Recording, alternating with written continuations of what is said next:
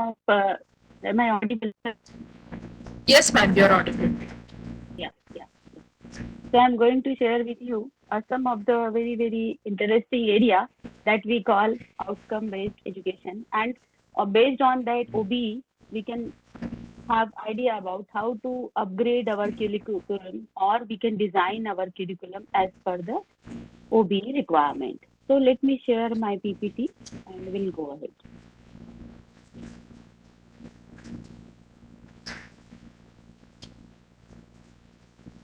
Is it visible, ma'am? Yes, yes, yes. So today I'm going to share with you the little bit idea about this OBE that we call outcome-based education, along with to how to accommodate our curriculum, our teaching learning process based on the concept of outcome-based education. As we all aware that we all are teachers working in the institution, and this is one of the induction programs where the teachers are already working in a higher education institution, and it is the right time where we understand that what this OBE is, because if you look at the present scenario, अब हर university में ये compulsion है कि आपको NAAC accreditation होना है, हर institution को अक्रेडिटेशन इज मस्ट है. तो automatically when we talk about accreditation, they always the NAC norms always focus on our curriculum, our teaching learning process, our evaluation procedure, and many more things related with this. तो इन सब चीजों को यदि हमें समझना है तो सबसे पहले ये समझना होगा कि ये ओबी है कैसे, और इसको हम किस प्रकार से अपने करिकुलम की डिजाइनिंग में, अपनी टीचिंग लर्निंग प्रोसेस में और अपने इवेल्यूएशन प्रोसीजर में इंक्लूड कर सकते हैं. And I am telling you friends, if you discuss some ideas with me, then definitely this lecture will help you to design your own curriculum based on the OBE module. In fact, you will be an asset for your institution, because every institution needs the quality teacher, quality teaching learning process, plus quality output from the student side. तो इन सब चीजों को ध्यान में रखते हुए ये बहुत जरूरी है कि हम बेसिक एस्पेक्ट्स को समझें, और बेसिक एस्पेक्ट्स को समझने के बाद उसको इम्प्लीमेंट करें. As I always believe that strong mind discuss ideas, average mind discuss events, and weak mind discuss people. So, since we all are the teachers and we are the strong mind, so let us discuss some ideas. And because these ideas are the currency of success, it separates us from our own competition. So, of course, discussion and sharing of views and ideas will help us to understand these two sessions very effectively, and we will be able to implement it in our day-to-day teaching learning process, in our day-to-day evaluation process also. So today I'm going to discuss with you some of the approaches and issues. First is approaches of designing module or program. In a simple word, how to design a module or a program. Then you must have heard about two types of approaches: teacher centric approach and student centered approach. So, what are these two approaches? Then another term comes, that is the outcome based approach. We are going to discuss with that above. And then program educational outcome, or we can say that it is the program outcome. And then we'll learn about the program specific aims क्या होता है, objectives क्या होता है, learning outcomes क्या होता है, ये सारी चीजें मैं आपके साथ डिस्कस करूंगी. Then most importantly, I'll be make you able to write your own learning outcomes, जिसको हम course outcomes बोलते हैं. Then we'll discuss, while in the process of writing the learning outcome, we are going to discuss about the different areas of learning कौन से होते हैं. Then we'll discuss about the Bloom's taxonomy also, which you must have heard a lot about that. What this Bloom's? Those who are related with the field of education, they understand that. But rest of the people can easily catch this all ideas. So let us go ahead with that. So सबसे पहले let us discuss me कि what are the teacher centric approach. But before going for the teacher centric approach, I just had a one question to all of you, and I hope that you will be able to give me answer, or you will be able to try to communicate with me. A simple question which I'm going to ask you about: what do you mean by outcome? Outcome का मतलब क्या होता है? ये बहुत सीधा सा प्रश्न मेरा आपसे है कि हम क्या समझते हैं आउटकम से। And I need an interactive session. So please, because otherwise it will be very boring to be on a screen for 3 hours, next 3 hours. So a question to all of you, what do you mean by outcome? Outcome का मतलब क्या होता है? कोई मुझे बता पाएगा? Anyone please? Outcome का मतलब ऐसा है कि जो अपन बच्चों को पढ़ाते Yes. उसमें उसने कितनी शिक्षा प्राप्त की, वो लर्निंग आउटकम म्हणजे आपण जब पढ़ाते तो उसका आउटकम क्या निकलता, उसमें बाहर जाके वो क्या बनता, अफसर बनता कि एखादा बिजनेसमैन बनता कि क्या, वो learning outcome. Okay. Yes. A simple word है. सर ने बहुत लॉन्ग डेफिनेशन दिया मुझे आउटकम का. आउटकम का सीधा सा मतलब है कि जो भी आप एक्टिविटी कर रहे हैं उस एक्टिविटी का आउटपुट क्या होगा, उस एक्टिविटी का रिजल्ट क्या होगा.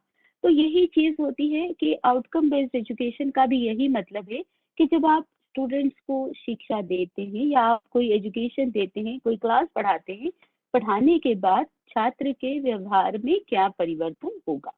तो यही बेस है हमारे आज के टीचिंग लर्निंग प्रोसेस का, आज के मेरे इस डिस्कशन का, कि जब भी हम पढ़ाने जाते हैं तो हमारे दिमाग में ये बात होना चाहिए, we should be very much confirm that कि हम हमारे पढ़ाने के बाद what the modification, behavioural modification will occur amongst the learner.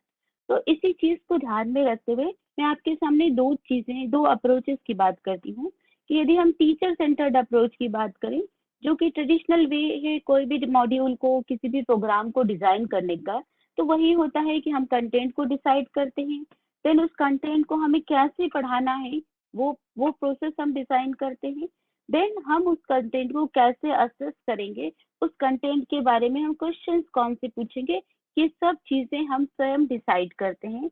और यहाँ पर जो मेन फोकस होता है वो किस पर होता है? Of course the main focus will be on teachers input and on assessment. तो हमारा जो मेन फोकस यहाँ पर है वो किस चीज पर है कि हम क्या इनपुट दे रहे हैं, हम कौन सा कंटेंट पढ़ा रहे हैं, किस तरीके से हमें पढ़ाना पसंद है, और हमको पढ़ाने के बाद हम उस कंटेंट को असेसमेंट कैसे करेंगे. तो यहाँ इस जब हम ऐसी सोच रखते हैं तो of course you will be in central position. आप ही कंटेंट को डिसाइड करते हैं, आप ही कंटेंट की टीचिंग लर्निंग प्रोसेस डिसाइड करते हैं, असेसमेंट के टूल्स भी डिसाइड करते हैं. सो इन दैट केस कोर्स जो डिस्क्रिप्शन है मेनली टू द, हमारा जो डिस्क्रिप्शन ऑफ द कोर्स है वो किस पर बेस्ड हो जाता है? Content of the course to be covered in a lecture. एक लेक्चर में मुझे अपना कितना पोर्शन ऑफ कंटेंट कवर करना है, वही हमारा फोकल पॉइंट हो जाता है. Then ultimately we are focusing only on the content, not on the process of learning, कि हमसे स्टूडेंट कैसे और क्या सीख पाएगा, उस पर हमारा फोकस थोड़ा सा कम हो जाता है जब भी हम टीचर सेंटर्ड अप्रोच की बात करते हैं. देन यदि हमको टीचर सेंट्रिक अप्रोच के बदले यदि हमको स्टूडेंट सेंट्रिक अप्रोच की तरफ मूव करना है, तो बिकॉज इंटरनेशनल ट्रेंड भी यही कहता है कि a teacher should move from teacher centric approach to the student centred approach. That student centered approach means the approach which I call it outcome based approach.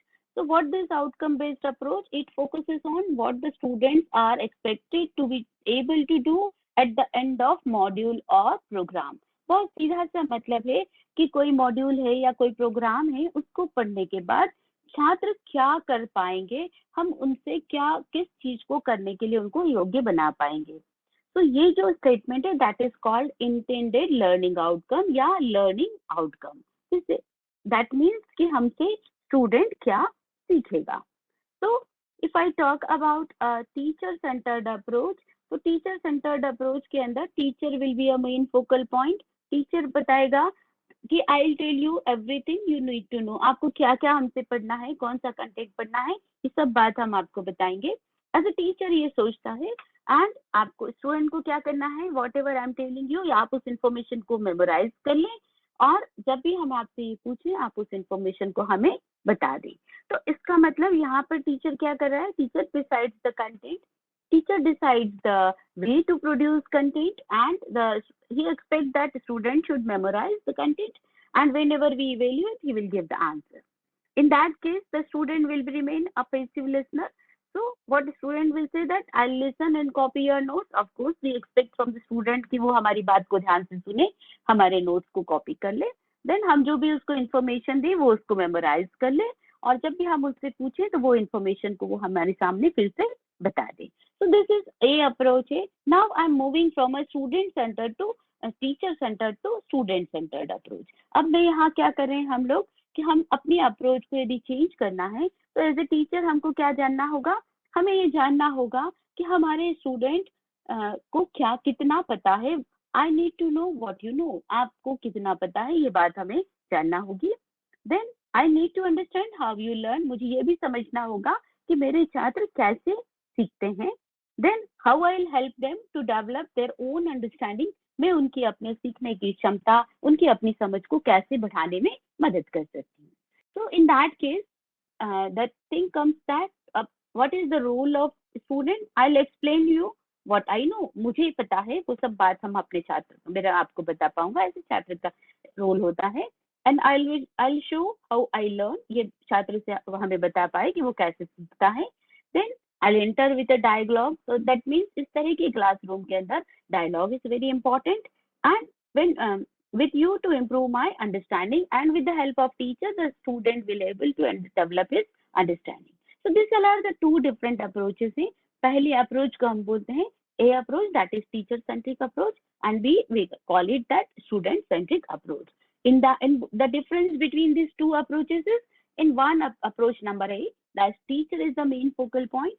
In approach number B, student will be the main focal point. So outcome based approach का भी यही है कि ये नहीं important है कि हम क्या पढ़ाएं, ये बहुत इम्पोर्टेंट है कि हमारे छात्र ने क्या सीखा.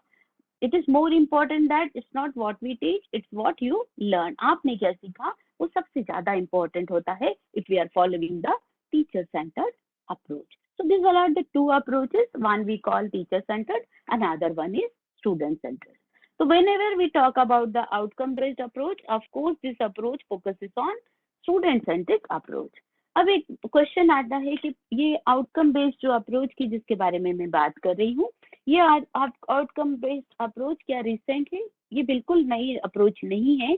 ये सबसे पहले इसकी शुरुआत हुई थी 1960 या 1970 में इन अमेरिका.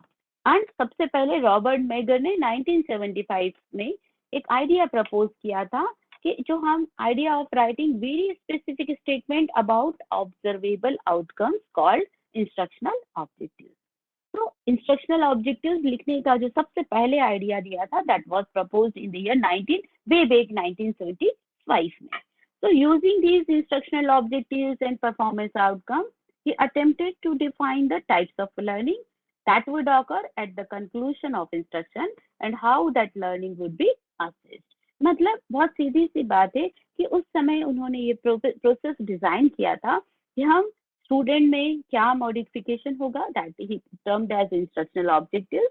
देन उसको परफॉर्मेंस आउटकम्स भी हम बोलते हैं.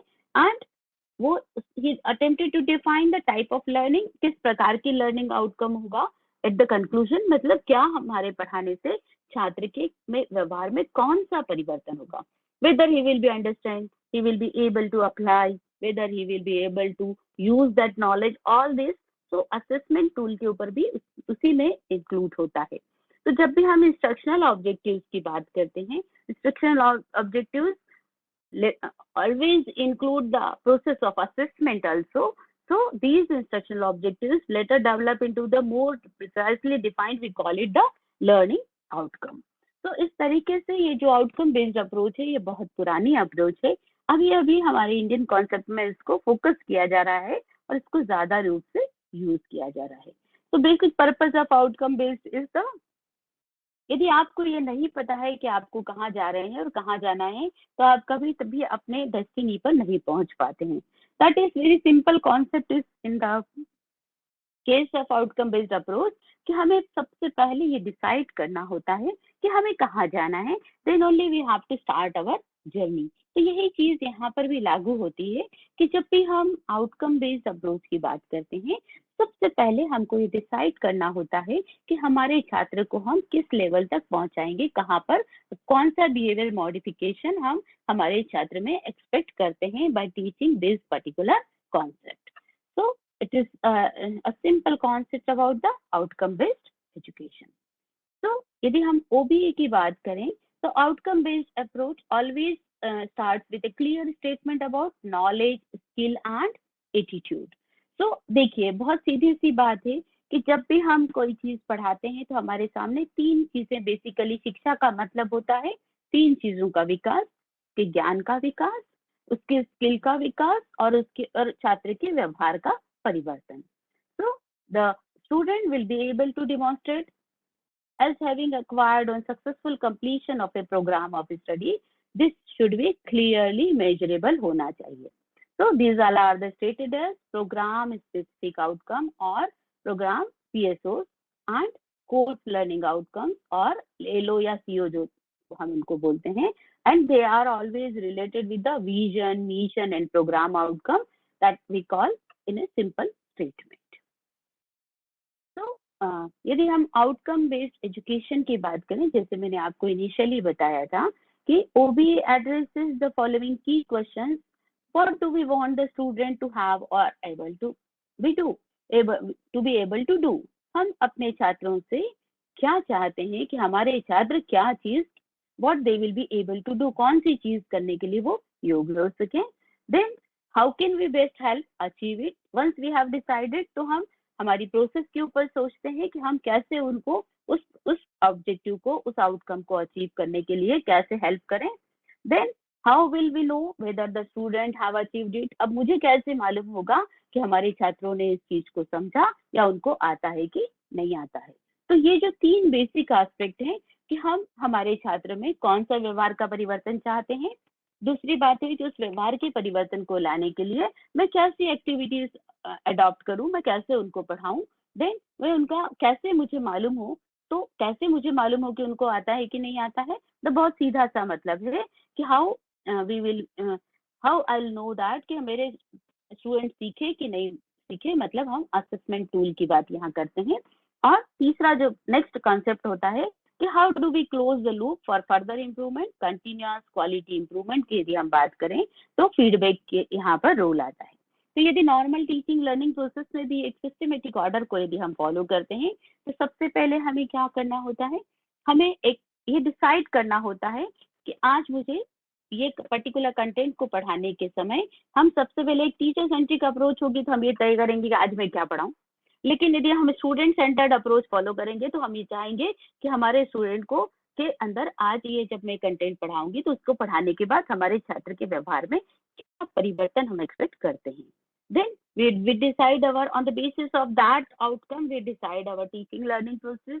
Then we decide the assessment tool, मतलब हम कौन के questions decide करते हैं, टेस्ट पेपर डिजाइन करते हैं. देन हम इन बिटवीन हम स्टूडेंट से जब क्वेश्चन पूछते हैं तो हमें फीडबैक मिलता है और उस फीडबैक के बेसिस पर हम अपनी टीचिंग लर्निंग प्रोसेस को इम्प्रूव करते हैं. So this outcome based education is also as simple as the teaching learning process, but it is the systematic process in which everything is designed by giving a rational thought on the activity. तो यदि हम outcome based education की बात करें तो इसमें कुछ terms आते हैं जिनको हम समझना बहुत जरूरी होता है. जैसे आपको पता होगा, आपने कुछ टर्म सुने होंगे कि programme outcome, programme specific outcome and learning या कोर्स आउटकम. तो ये जो तीन बेसिक टर्म्स हैं, इन्हीं बेसिक टर्म्स का बेसिकली एसोसिएटेड होते हैं हमारे आउटकम बेस्ड एजुकेशन के साथ में. तो यदि हम आउटकम बेस्ड एजुकेशन के की कंस्टिट्यूएंट्स को आपके साथ यदि मैं डिस्कस करूं कि ये डिजाइन कैसी होती है, तो अभी आप लोगों ने सभी ने जाना होगा, जो टीचर्स ऑलरेडी जिनके कॉलेजेस का नैक हो चुका है या those who are preparing for the NET या कोई भी एजुकेशनल इंस्टीट्यूशन है, वो सबसे पहले अपना विजन और मिशन लिखा होता है उनका. Can anyone will tell me about what is the difference between vision and mission, या व्हाट इज विजन? क्या मुझे कोई आप में से कोई बता पाएगा कि ये विजन और मिशन क्या होता है, या विजन क्या है? Anyone please. Am I audible? Madam, vision is something which any institution or organization as a whole would like to see with their educational system. Yes. or we can, I just want to add something in that. Like any institution decides कि after 5 years or 10 years where I'll stand. मेरे education system के through मैं अगले 5 साल बाद में मेरा institution कहाँ स्टैंड करेगा with that system of my education. तो विजन है. अब विजन क्या होगा? इस विजन को अचीव करने के लिए कुछ स्टेप्स हमको प्लान करना पड़ेगी. तो that steps are called mission to achieve that vision. Like I thought that I'm working in the Nagpur University, or you are working some other colleges, and you want that कि Nagpur University after the 5 years it should stand one of the topmost Indian university.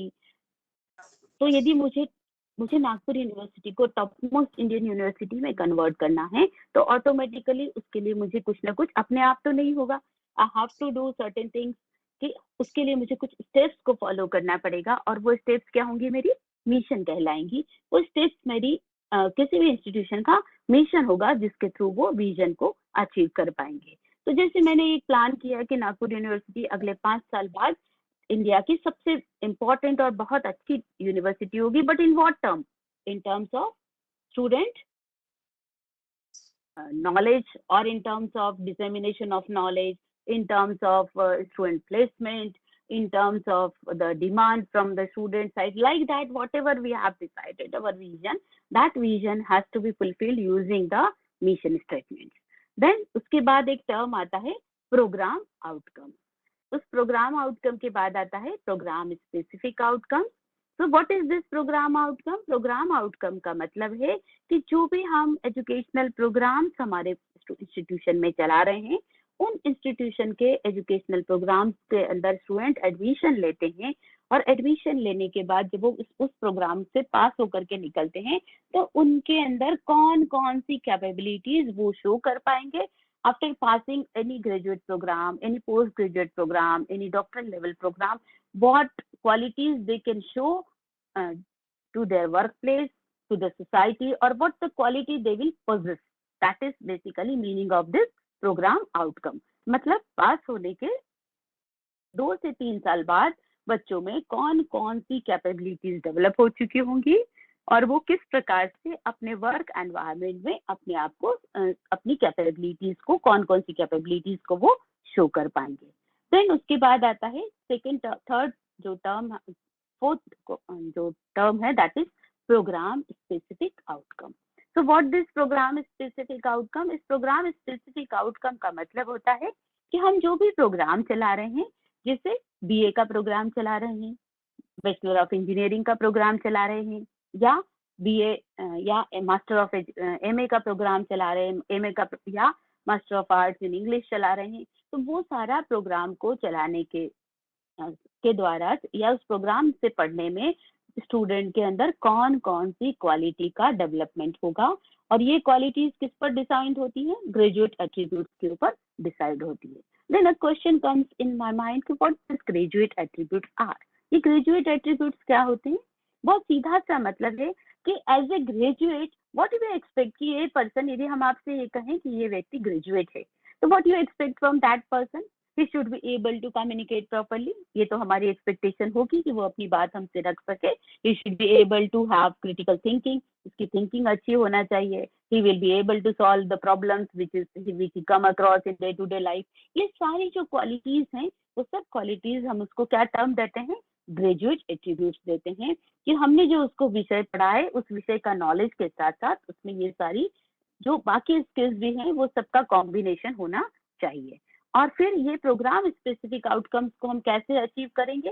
Programme का मतलब जैसे मैंने आपको बताया कि BA का जो प्रोग्राम है, तो उसमें कुछ लैंग्वेज होंगी, लाइक हिंदी, इंग्लिश, मराठी, वो इस तरह की लैंग्वेज भी होंगी. प्लस उसके साथ में हिस्ट्री होगी, सिविक्स होगी, ज्योग्राफी होगी, whatever subjects they have taken.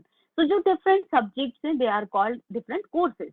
तो जैसे यदि हम एक सिंपल सा एग्जांपल लेते हैं कि यदि बीए का प्रोग्राम है, तो बीए के अंदर हमारे नागपुर यूनिवर्सिटी में या other any other Maharashtra university और एनी अदर इंडियन यूनिवर्सिटीज का बेसिकली प्रोग्राम जो होता है, उसके अंदर लैंग्वेज होती है. 2 लैंग्वेज तो होगी ही होगी. बैचलर ऑफ आर्ट्स का प्रोग्राम है तो लैंग्वेज होगी.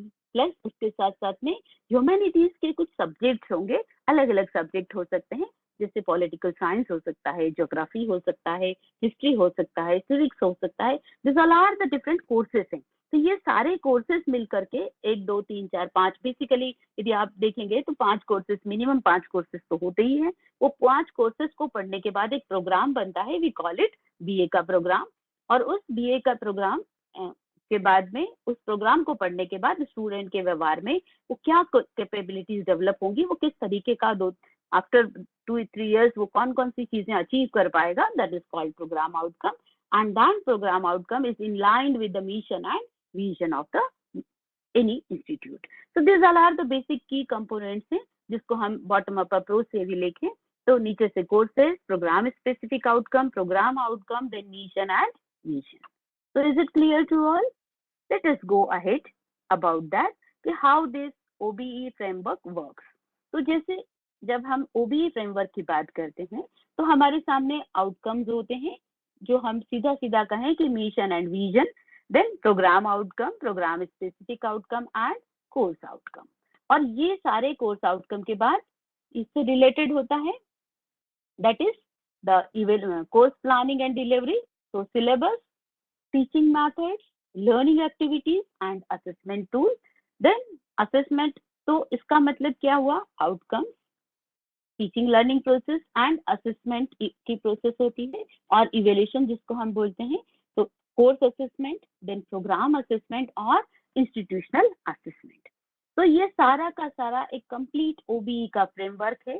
तो जब भी हमको अपने आउटकम्स डिसाइड करना होते हैं किसी भी प्रोग्राम के, किसी भी कोर्सेज के, तो हमको can we decide this outcome without considering the future need of the society?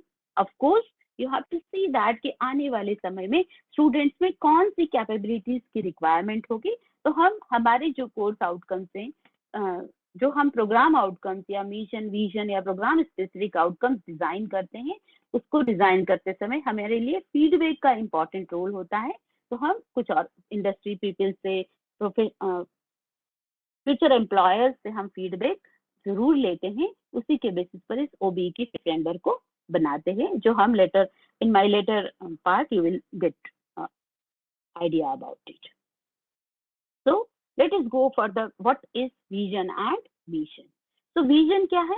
Vision is a futuristic statement है that the institution department would like to achieve over a long period of time.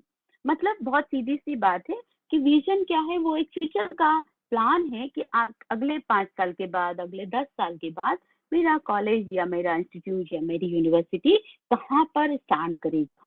Then उस mission statement जो है और essentially the means to achieve that vision, जो हमने vision decide किया है, वो विजन को अचीव करने के लिए हमको मिशन का सहारा लेना होता है। तो जैसे यदि हम एक एग्जांपल आपको स्क्रीन पर दिखाई दे रहा होगा कि if any institute wants to create high quality management professional, यदि कोई इंस्टीट्यूट का विजन है कि हमारे जो इंस्टीट्यूट है, he will create high quality management professionals. So for creating high quality management professionals, of course this is a vision, and for achieving that vision we need to develop certain mission. Though for mission means the institute should offer a well balanced program of instruction, practical experiences and opportunities for overall personality development of their management course students. तो सीधी सी बात है कि यदि हमको high quality management professionals बनाना है तो हमको उनको सब्जेक्टिव नॉलेज भी देना पड़ेगा, उनको प्रैक्टिकल एक्सपीरियंस भी देना पड़ेगा, एंड हमको इस तरीके का एक्सपोजर देना पड़ेगा जिससे उनको ओवरऑल पर्सनालिटी में डेवलपमेंट हो। तो इस तरीके से हमारा vision and mission statement is always linked, because vision is a futuristic statement and mission is the mean to achieve that vision. So why this statement is important? This vision and mission statement help in defining aspiration and remain focused. जब भी कोई institution कोई mission और vision statement लिखता है या बनाता है तो इसका मतलब क्या हुआ, this vision and mission always help them to remain focused and to define their aspirations. Always vision and mission statement should be written in a simple language. बहुत सीधी सी बात है कि यदि हम विजन स्टेटमेंट लगाते समय बहुत कॉम्प्लिकेटेड लैंग्वेज का प्रयोग करेंगे तो क्या होगा?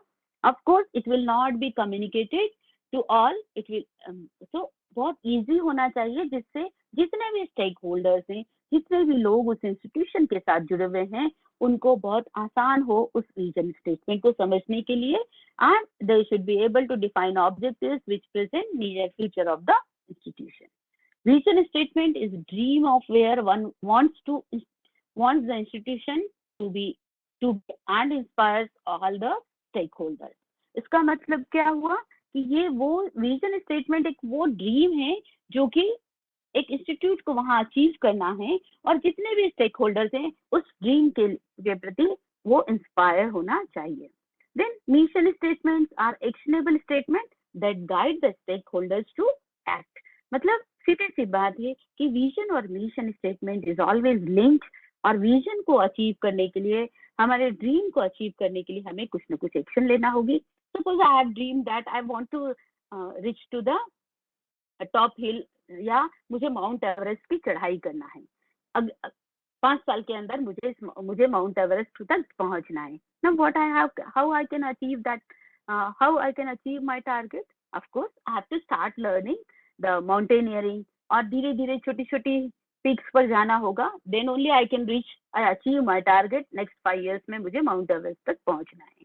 तो इसी तरीके से the same thing happens with any institution, कि यदि कोई इंस्टीट्यूशन ये एस्पायर करता है कि अगले 5 साल के बाद मुझे top most institution of the city, या top most institution of the state, और top most institution of the nation, और top most institution of the world बनना है, so of course I have to follow certain steps, then only I'll achieve my target. So in that way we can say that why this mission and vision statement and how they are interconnected.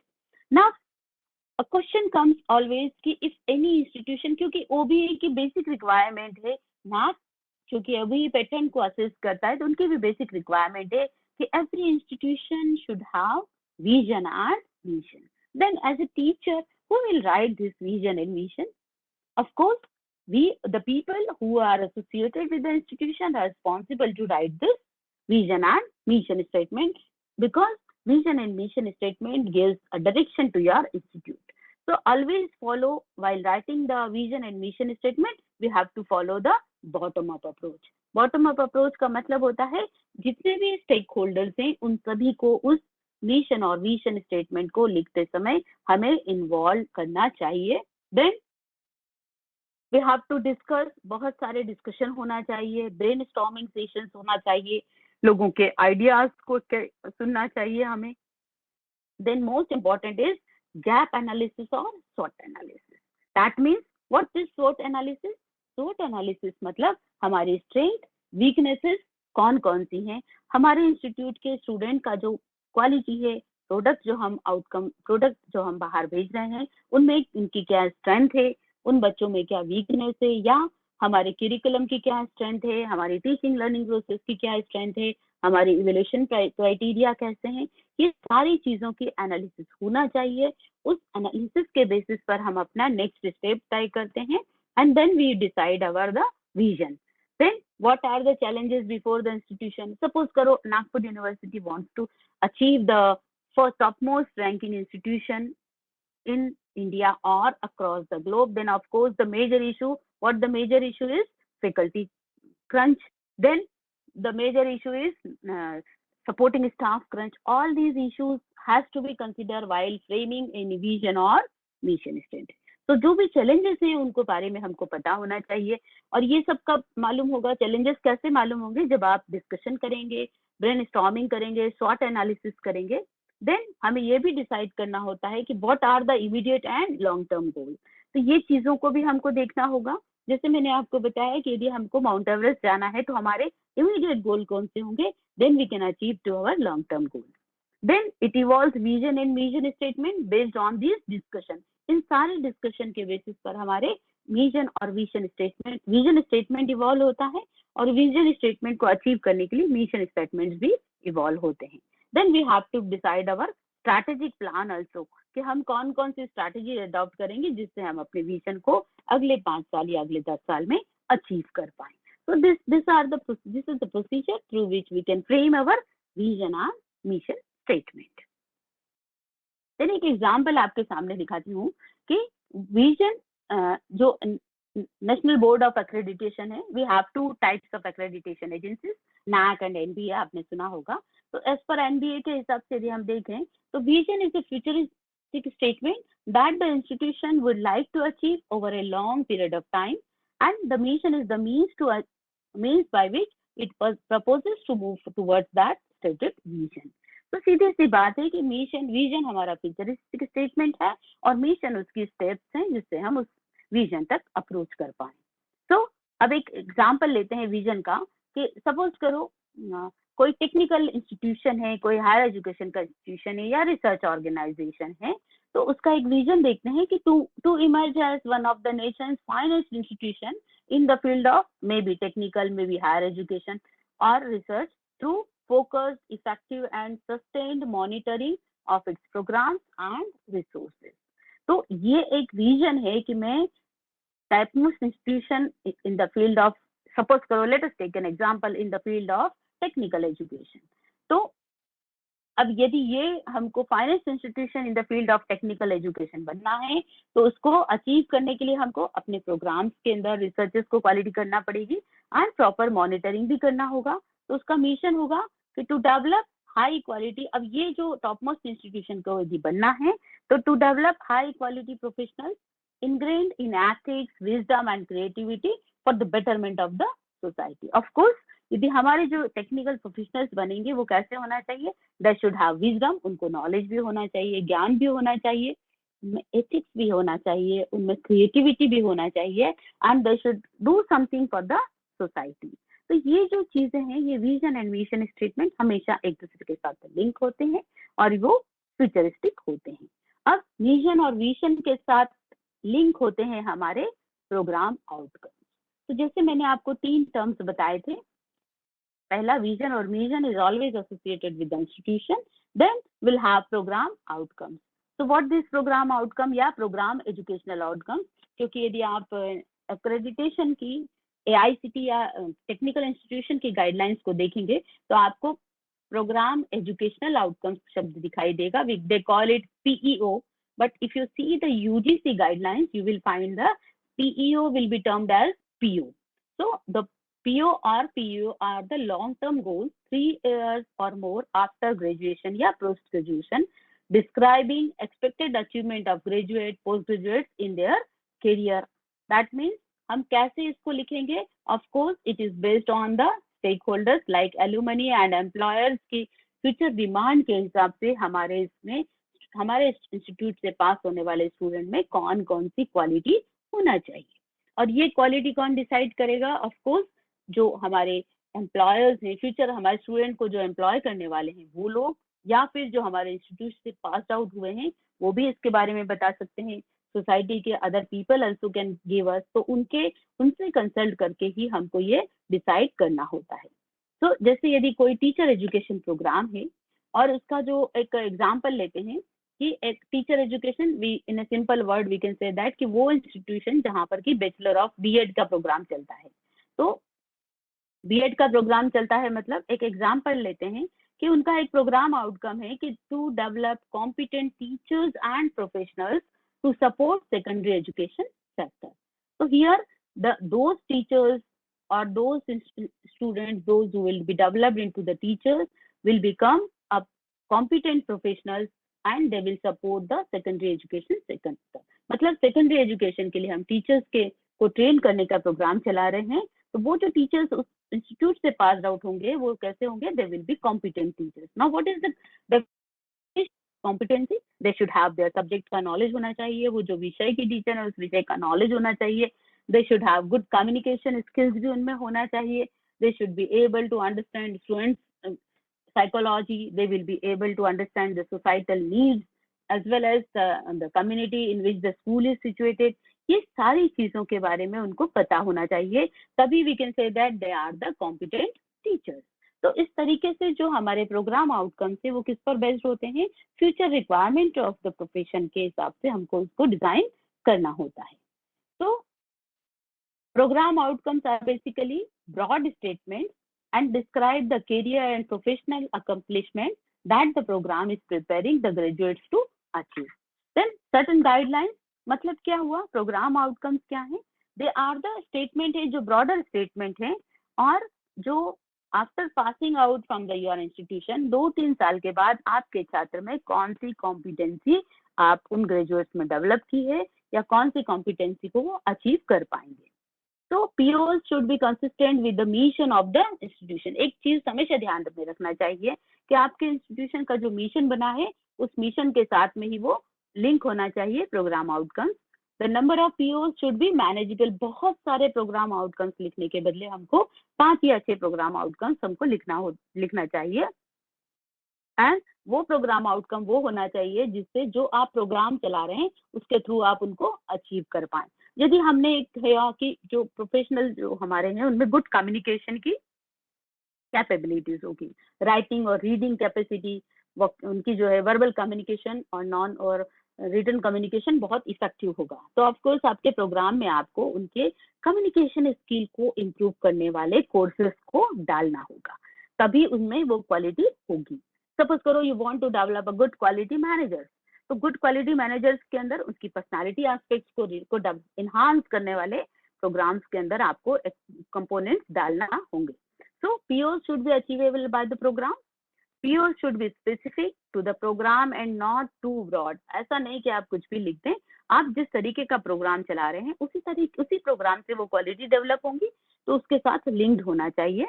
PO should be based on the needs of the constituencies. जो आपकी need है, जो आपके future professionals की need है, जो आपकी society की नीड्स है, जो एम्प्लॉयर की नीड्स है, उस नीड को ध्यान में रखते हुए ही हमको अपने प्रोग्राम आउटकम्स को डिजाइन करना चाहिए. तो is it okay to all? Now यदि हम एक छोटा सा एग्जांपल में आपके सामने कुछ प्रोग्राम आउटकम्स बताती हूँ. The program outcomes of any undergraduate, postgraduate program are the statement that describe the expected achievements of graduate, postgraduates in their career, and also in particular what the graduates, postgraduates are expected to perform and achieve during the first few years after graduation या post graduation. I'm insisting again and again कि first few years, 2-3 years के अंदर वो कौन सी चीज achieve कर पाएंगे, वो कौन सी कैपेबिलिटीज को शो कर पाएंगे, वही हमारे प्रोग्राम आउटकम्स होते हैं. So the program outcomes may be guided by global and local needs, vision of the institution, long term goals. इन सब के साथ वो लिंक्ड होना चाहिए, इन्हीं से उनको से गाइडेड होना चाहिए. For defining the program outcomes, the faculty members of the program must continuously work with all stakeholders. हमको लगातार अपने लोकल एम्प्लॉयर्स मतलब जो आसपास के इंडस्ट्री पीपल हैं, या जो सपोज करो आपका मान लो इंजीनियरिंग का प्रोग्राम आप चला रहे हैं या बीए का प्रोग्राम चला रहे हैं, तो ये जो हमारे ग्रेजुएट्स होंगे इनका प्लेसमेंट कहाँ होगा? कहीं ना कहीं वो काम करेंगे, जैसे कोई इंडस्ट्री में काम करेंगे, कोई ऑफिस में काम करेगा, या व्हाट वी थिंक दैट कि उनके लिए फ्यूचर एम्प्लॉयमेंट की अपॉर्चुनिटी कहाँ पर है.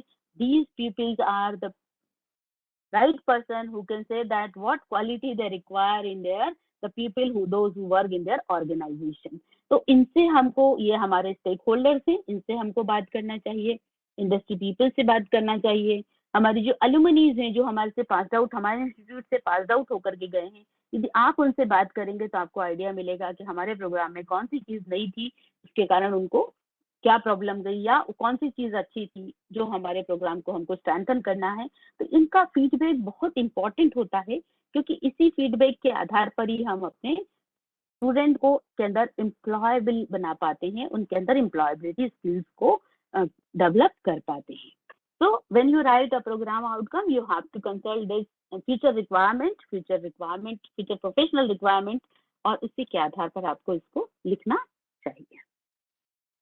Now, process for programme outcome लिखने की प्रोसेस क्या होना चाहिए?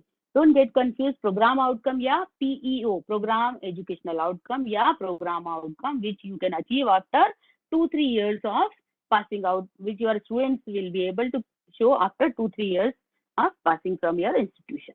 तो हमको उसके लिए feedback format for collecting data from the stakeholders. मैंने जिससे भी आपको बताया कौन कौन से हमारे स्टेक होल्डर्स हैं, हमारे जो फ्यूचर एम्प्लॉयर्स हैं, बच्चों को जो एम्प्लॉयमेंट देने वाले हैं, कंपनीज हो सकती हैं, इंडस्ट्रीज हो सकती हैं, ऑफिसेज हो सकते हैं, कोई एनजीओज भी हो सकता है, whatever the people those who are able to get through which our students will able to get employment, वो सब हमारे स्टेक होल्डर्स हो सकते हैं, सोसाइटी पीपल हो सकते हैं, अलुमनीज अल्सो अवर स्टेक होल्डर्स हैं। तो हमको इन स्टेक होल्डर से फीडबैक का फॉर्मेट जिससे हमको उनके बारे में डेटा कलेक्शन हो पाए। A process by which POs are created and reviewed periodically, ये भी बहुत जरूरी है कि हमारे प्रोग्राम आउटकम्स को हमको बार बार रिव्यू करना और उनको पीरियडिकली अपडेट करना जरूरी है। We have a process to evaluate to what extent POs are attained, हमने जो प्रोग्राम आउटकम्स बनाए हैं वो किस लेवल तक हम अटेन कर पाए हैं, वो क्वालिटी हमारे बच्चों में वाकई में डेवलप हुई है कि नहीं, इसको हमको इवेल्युएट करना भी जरूरी है। Then we can go for the review, mid correction and continuous quality improvement. तो जब भी हम प्रोसेस की पीओ को फॉलो करते हैं तो ऑफकोर्स हमको फीडबैक लेना जरूरी होता है और उसमें कंटिन्यूअस इंप्रूवमेंट करते रहना जरूरी होता है। सपोज करो यदि हमने किसी इंस्टीट्यूट में हमारे या किसी वर्क प्लेस पर हमारे स्टूडेंट काम कर रहे हैं और एम्प्लॉयर से हमने पूछा कि इसकी परफॉर्मेंस कैसा है, कैसी है, तो एम्प्लॉयर क्या बोलेगा? Sometimes he says that he is a very good leader, he can work in a group, but he is not able to communicate his ideas effectively to the co-workers, or he is not able to communicate his ideas to the seniors or the other people. Then of course we think that there is some lacking in the communication part. तो हम अपने programme में communication skills को enhance करने वाले courses को या communication skill को इन्हांस करने वाले कंपोनेंट्स को डालेंगे। तो इसीलिए ये फीडबैक बहुत इंपॉर्टेंट होता है और करेक्शन करने के लिए हमें हेल्प करता है ना। कुछ एग्जांपल आपके सामने जो कि आप साथ में मैं शेयर करूंगी, and it is a common type जिसमें साइंस भी हो सकता है, ह्यूमैनिटीज भी हो सकता है। So first PO, let us go for that what I have written. Graduate will compete on a global platform to pursue their professional career in physical sciences and allied discipline. Of course ये science वालों के काम का है ये कि जो science graduates हैं हम ये कहते हैं कि वो they will be able to compete with the global platform as a professional in the physical science field. Then second देखते हैं, graduates will pursue higher education और engage in continuous upgradation of their professional skills. If you have a life long learner होना चाहिए जो आज की requirement है, तो वो हायर एजुकेशन में भी जा पाएंगे या अपनी स्किल्स को कंटिन्यूस अपग्रेड कर पाएंगे। Then graduate will communicate effectively and will demonstrate professional behavior while working in diverse teams. ये भी हमारा एक हो सकता है कि जो हमारे यहाँ के पास आउट ग्रेजुएट्स हैं वो अपनी बात कम्युनिकेट कर पाएंगे इफेक्टिवली और वो प्रोफेशनल बिहेवियर को डिपिक्ट कर पाएंगे। जब भी वो डाइवर्स टीम एनवायरनमेंट में काम कर रहे हैं तो उसमें वो प्रोफेशनल बिहेवियर को अडॉप्ट कर पाएंगे या प्रोफेशनल बिहेवियर को शो कर पाएंगे। So this is another one kind of program outcomes है। And graduates will demonstrate concern for society and environment. They have ethical values. तो वो उनको सोसाइटी के लिए भी के प्रति भी उनके क्वालिटी वैल्यूज करते हैं और एनवायरनमेंट को भी वो बहुत फोकस करते हैं। तो ये जो एथिक्स से रिलेटेड इश्यूज हैं ये क्वालिटी हमने उनमें डेवलप की है, ये हम अज्यूम करते हैं। तो दिस इज क्या हमारे ग्रेजुएट में कंसर्न फॉर द सोसाइटी भी होना चाहिए और एनवायरनमेंट भी होना चाहिए। So if you want that your individual should have concern for the society, of course you have to develop certain values among them. Similarly, if you want that they should be aware about the environment degradation or the deteriorating quality about the environment, you have to include the components related with development of awareness towards the quality environment. ये सारी चीजें हमको डालना जरूरी होगी, तभी हम हमारे प्रोग्राम को सक्सेसफुल तरीके से प्रोग्राम आउटकम्स को अचीव कर पाएंगे। Then let us take some humanities का देखते हैं कि practice professional skills in workplace, that is industry, public sector organization or as an entrepreneur for successful professional career, ये भी हो सकता है। They pursue higher education for professional development, lifelong learner हैं, higher education के ऊपर जा सकेंगे। They exhibit leadership quality with demonstrable attributes in lifelong learning to contribute to the societal needs. These are all certain examples हैं जो कि programme outcomes हैं related with arts या ह्यूमैनिटीज जिसको हम बोलते हैं, उनके ग्रेजुएट्स से एसोसिएटेड हो सकते हैं ये। देन नेक्स्ट आता है प्रोग्राम स्पेसिफिक आउटकम। तो let us revise till now what we have discuss. अभी तक जो मैंने आपके साथ डिस्कस किया है वो है कि कौन कौन सी आउटकम बेस्ड अप्रोच में what are the different areas of outcome based approach. Then we have discussed about the program vision of the institution. We have discussed about the mission of the institution. We have discussed about the program outcomes, the way we can write program outcomes. ये सब हमने अभी तक discuss किया. उसके बाद जो next आता है वो आता है programme specific outcome. Can anyone will give me idea what is programme specific outcome? कोई मुझे बता पाएगा प्रोग्राम स्पेसिफिक आउटकम का मतलब क्या होता है? Anyone please.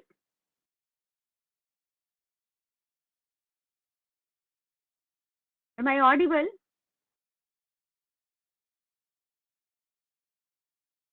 Yes, ma'am. Yes, ma'am. Yeah, please. Anyone has any idea about the program specific outcome? Anyone, please? Okay. Can anyone will tell me about the program? Program क्या है? Madam, program is any like UG course or a PG course. Yes. And in that, just you have explained that we will have first vision and mission, and on the basis of that, we'll when framing, for example, we are incorporating the subject English. In that, we will have more specification like अब English में हमको क्या पढ़ना है, functional English पढ़ना है, spoken पढ़ना है, communication पढ़ना है. Like that, we will, according to me, I think we will try to go on becoming more specific. Actually, what we want to incorporate in that particular subject. Okay. थोड़ा सा anyone, anybody else? Madam, student realize the fact of knowledge. Okay. No, my specific question to you, what do you mean by program? Program क्या होता है? यदि हम outcome based education की term में बात करें तो प्रोग्राम का सीधा सा मतलब है कि जो आप जैसे बीए क्या है आपका, बैचलर ऑफ आर्ट्स क्या है, ये एक डिग्री है ना? तो ये डिग्री जो आप प्रोवाइड कर रहे हैं ये क्या है? ये आपका प्रोग्राम है. बैचलर ऑफ इंजीनियरिंग बीई क्या है? ये एक कंप्लीट प्रोग्राम है. और इस बीई में क्या क्या होगा? बहुत सारे सब्जेक्ट या कोर्सेस होंगे. तो here the program specific outcome का बहुत सीधा सा मतलब होता है कि उस पर्टिकुलर कोर्स को, प्रोग्राम को करने के बाद करने से बच्चे में कौन कौन सी क्वालिटी डेवलप होगी. जैसे यदि bachelor of engineering BE civil engineering का प्रोग्राम है तो बीई सिविल में क्या क्वालिटी होना चाहिए? What you expect? उसको क्या क्या पता होना चाहिए? Okay. Anyone, any teacher who is having their in their institution कोई भी प्रोग्राम चला रहे हैं? So let us take one example of Bachelor of Science BSc का प्रोग्राम है. तो BSc के प्रोग्राम का मतलब क्या होता है? What is BSc? Bachelor of Science. Okay. इसमें कौन कौन से सब्जेक्ट होते हैं? Madam, I am from law, तो BSc का ज़्यादा पता नहीं. So I can tell about law, for example. Okay, LLB course. Fine. LLB. तो ये हो गया बताइए. Yes, LLB हो गया PG, sorry UG प्रोग्राम. अब LLB में फॉर एग्जांपल हमारा एक सब्जेक्ट होता है लॉ ऑफ कॉन्ट्रैक्ट.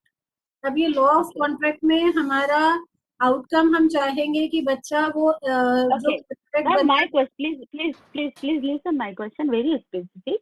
प्रोग्राम आपने बोला आपका लॉ का प्रोग्राम है, ठीक है? लॉ है ना, LLB. जी मैम. Bachelor of, yes. अब इस LLB के प्रोग्राम में अलग अलग सब्जेक्ट्स होंगे आपके. जी. तो वो सब्जेक्ट्स को हम आउटकम की भाषा में क्या बोलते हैं? कोर्सेस बोलते हैं. जी ma'am. Okay ma'am. Clear to all? That only I want to tell. Yes.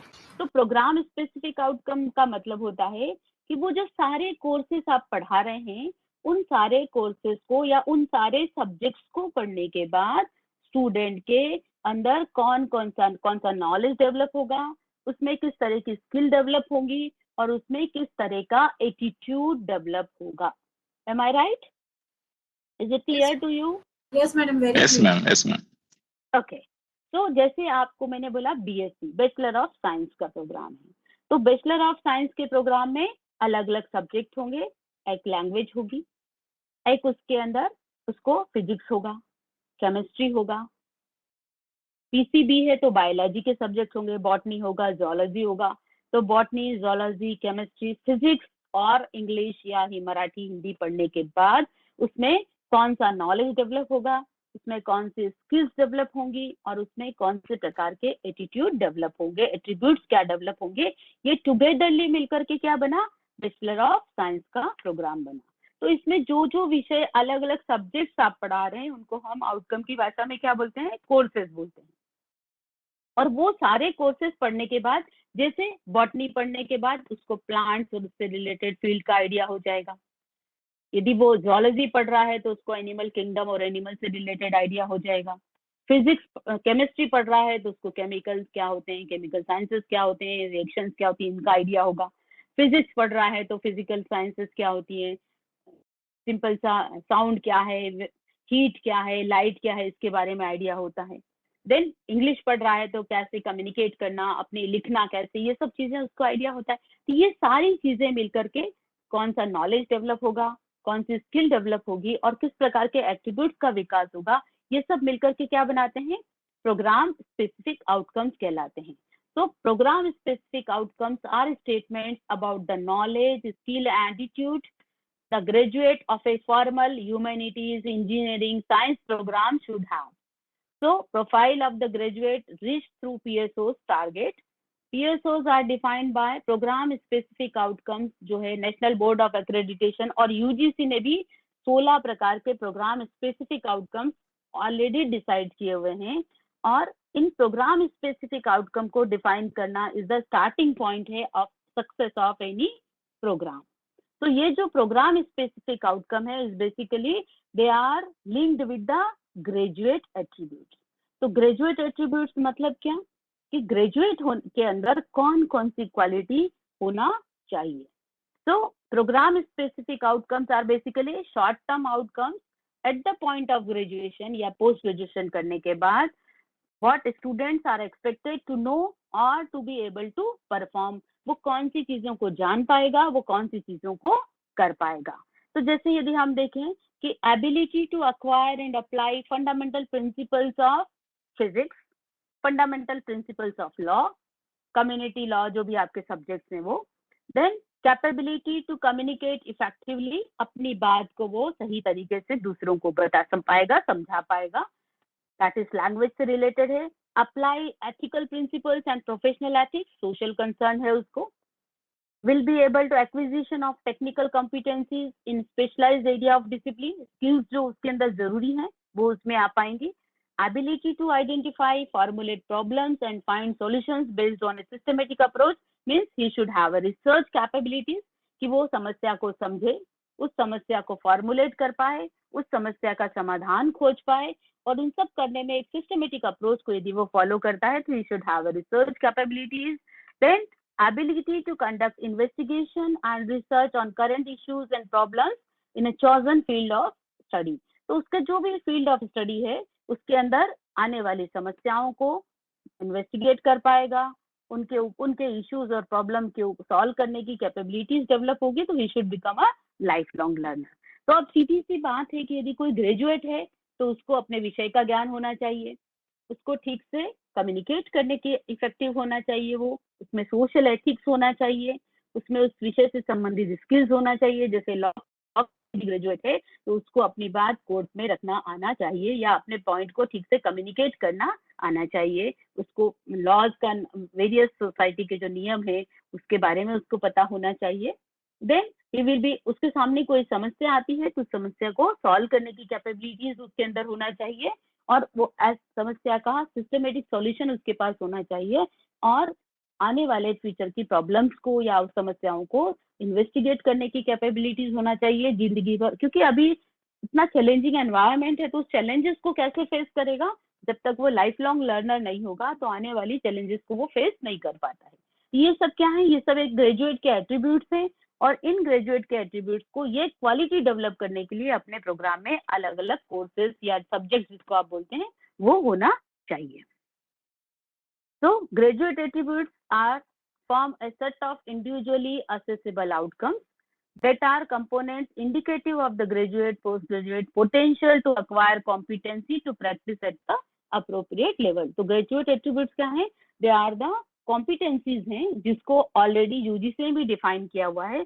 16 प्रकार के graduate attributes UGC ने define किए हैं, whereas engineering का प्रोग्राम है तो 12 प्रकार के graduate attributes already. इंजीनियरिंग को कौन गवर्न करता है? नेशनल जो उनकी गवर्निंग बॉडी है, एपाइकल बॉडी है, AICT और India council of technical education, उन्होंने 12 प्रकार के एट्रीब्यूट्स डिफाइन किए हैं. हायर एजुकेशन में जो लॉ, ह्यूमैनिटीज, साइंस के कोर्सेज हैं, they are govern by the UGC.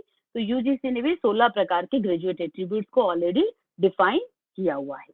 तो ये जो graduate attributes is basically the qualities after graduation a student should possesses.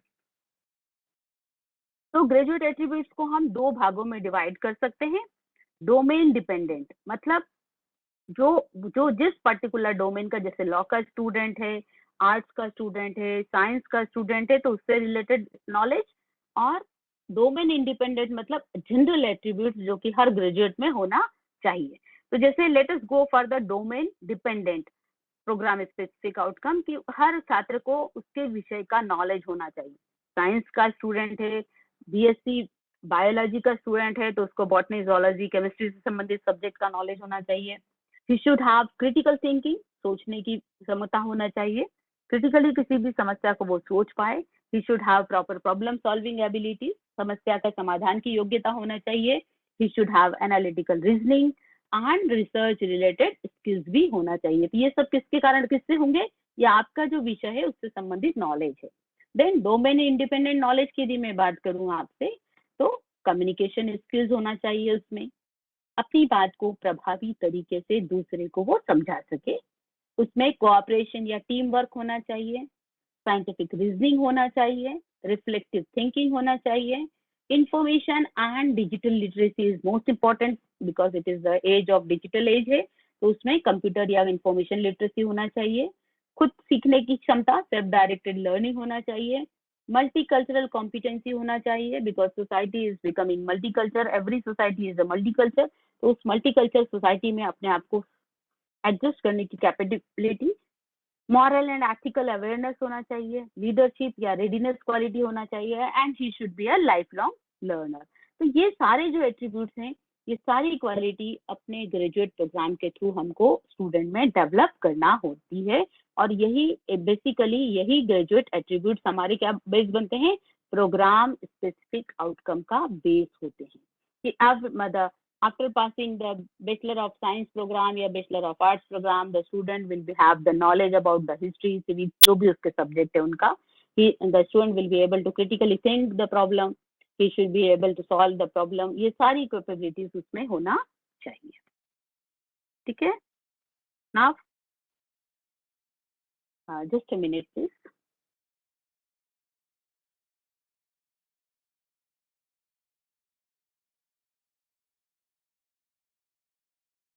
So, how to write program specific outcome? What are the criteria we have to use for writing the program specific outcome? So, program criteria provides the specificity needed for interpretation of the bachelor level criteria as applicable to a given discipline. Requirements stipulated in the program criteria are limited to the areas of curricular topics and faculty qualification expertise. जैसे यदि हम B.Ed का program चला रहे हैं, bachelor of education का program चला रहे हैं. Now what is B.Ed program? B.Ed program is for developing the teacher for school level. तो अब B.Ed program must include educational philosophy, उसको शैक्षणिक फिलोसॉफी का नॉलेज होना चाहिए, सोशियोलॉजी का नॉलेज होना चाहिए, साइकोलॉजी होना चाहिए, पेडागोजी, उस विषय को कैसे पढ़ाए उससे संबंधित नॉलेज होना चाहिए. And education topics necessary to develop discipline understanding and requisite skills for future professional requirement. तो भविष्य की प्रोफेशनल रिक्वायरमेंट के हिसाब से जो स्किल्स उसमें होना चाहिए, वो सारे कंपोनेंट, वो सारे सब्जेक्ट हमको उस प्रोग्राम में डालना होते हैं. तो इसीलिए जो प्रोग्राम स्पेसिफिक आउट क्राइटेरिया है, वो सब इसी पर बेस्ड होते हैं कि आपने जो प्रोग्राम चला रहे हैं उस प्रोग्राम की फ्यूचर रिक्वायरमेंट क्या है. ना ये तो हुआ जो कि हमने बात किया. उसके बाद आता है कोर्स या लर्निंग आउटकम. तो कोर्सेस मतलब क्या? कोर्सेस मतलब आपके विभिन्न विषय, जिसको आप बोलते हैं सब्जेक्ट, और आउटकम की भाषा में हम उसको क्या बोलते हैं? कोर्स बोलते हैं। बहुत सारे विषय मिलाकर के क्या बनता है? एक प्रोग्राम बनता है। तो उस प्रोग्राम के अंदर आने वाले सारे सब्जेक्ट्स हमारे क्या होते हैं? कोर्सेस कहलाते हैं।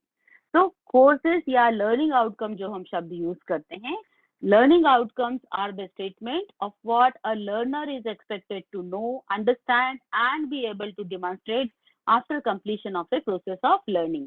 The process of learning could be a lecture, a module, or an entire program.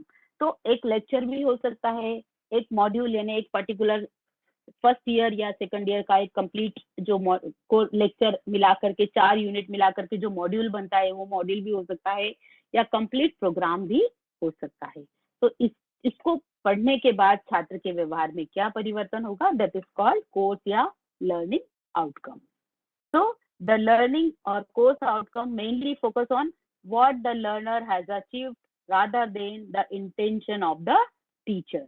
कि हमने क्या पढ़ाया उसके बदले ये क्या फोकस करते हैं कि what the student will be able to achieve after reading or after learning from me. What the learner can demonstrate at the end of learning activity. सीखने के बाद छात्र क्या शो कर पाएगा, कौन सी एबिलिटीज डिमॉन्स्ट्रेट कर पाएगा, वही उसका बेस होता है। So whenever we have to write learning outcome, we have to focus on these 2 points, what the learner has achieved and what capabilities the learner can demonstrate after completion of the learning activity. So ये जो है तीनों, अभी तक हमने क्या क्या discuss किया?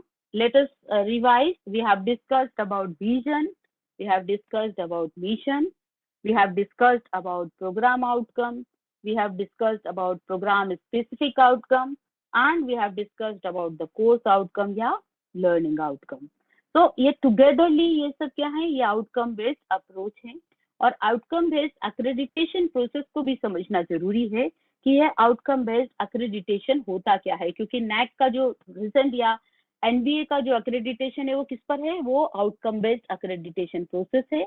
तो outcome based accreditation process focus on outcome based education, outcome based curriculum, then outcome based teaching learning process, and outcome based assessment.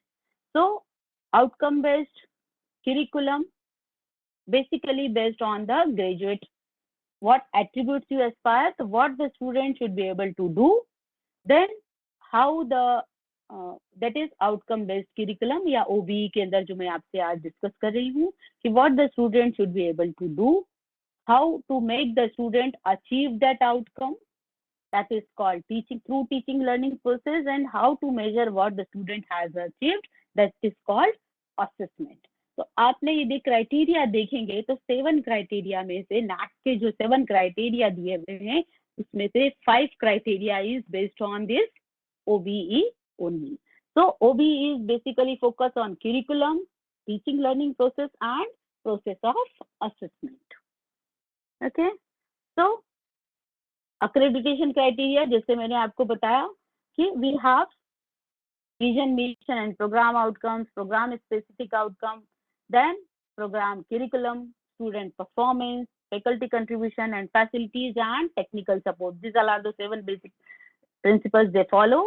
And academic support unit, teaching learning process, governance, institutional support, and financial resources, continuous improvement, all these all are the basically criteria for accreditation of any institution. So this basically the base of this criteria of this outcome based accreditation, which focuses on curriculum, teaching, learning, and assessment procedure.